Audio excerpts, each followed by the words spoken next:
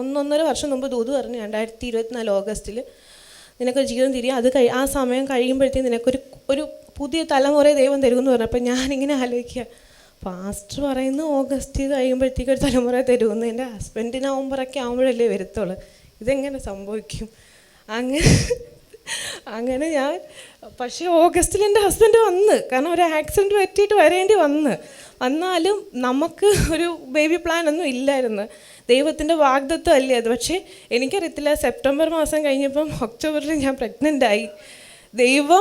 ഞാനെപ്പോഴും ദൈവത്തോട് ചോദിക്കും, ഈ വാഗ്ദത്വം എനിക്ക് എല്ലാ പാസ്റ്റ് വരുമ്പോഴും ഭയങ്കര വാഗ്ദത്വമാണ്, ഈ വാഗ്ദത്വം ഒന്നും നടക്കുന്നില്ലല്ലോ ദൈവമേ.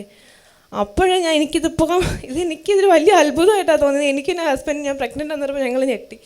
അപ്പം ഞാൻ പറഞ്ഞ ഇച്ഛായാ, ദൈവം പറഞ്ഞ വാഗ്ദത്വം അല്ലേ, അപ്പോൾ ദൈവത്തിന് നമുക്ക് വേണ്ടെങ്കിൽ ദൈവത്തിന് തന്നല്ലേ പറ്റത്തുള്ളൂ. ദൈവം നിവർത്തീകരിച്ചത് അതുപോലെ ഓരോ വാഗ്ദത്തങ്ങളും നിവർത്തിച്ചുകൊണ്ടിരിക്കുന്നു. ഇപ്പം ദൈവത്തിന് ഒത്തിരി നന്ദി. ഒന്ന് കരം ഉയർത്തിപ്പിടിച്ചുകൊണ്ട് കർത്താവിന് നന്ദി പറഞ്ഞിട്ട് കേൾപ്പിച്ച സാക്ഷ്യത്തിനായി നന്ദി.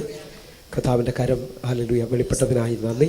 ഹല്ലേലൂയ. ഈ ദൂത് ഈ സഹോദരിയോട് പറഞ്ഞപ്പോൾ എൻ്റെ വൈഫിനോട് ഇസസ് വന്ന് പറഞ്ഞു, ഹല്ലേലൂയ, ഈ ചയൻ നവംബറിലേ വരത്തോളൂ, ഓഗസ്റ്റിൽ കുഞ്ഞുണ്ടാവുമെന്ന് പറഞ്ഞു. ഹല്ലേലൂയ, എങ്ങനെ നടക്കും, ഇതൊക്കെ പ്രശ്നമാവുമോ എന്ന് ചോദിച്ചു. പക്ഷേ ദൈവം പറഞ്ഞത് മാറത്തില്ല. ഒന്ന് കരം ഉയർത്തിപ്പിടിച്ചുകൊണ്ടൊന്ന് സ്വീകരിക്കാൻ പറ്റുന്നുണ്ടെങ്കിൽ സ്വീകരിച്ചോ. കർത്താവിന് ചെയ്യാൻ പറ്റതായിട്ടൊന്നുമില്ല. ഹല്ലേലൂയ. ഞാനത് ഈ വർഷം ഒന്നുകൂടെ ഒന്ന് ഉറയ്ക്കുന്നു, പറഞ്ഞത് ദൈവമാണെങ്കിൽ അത് മാറത്തില്ല.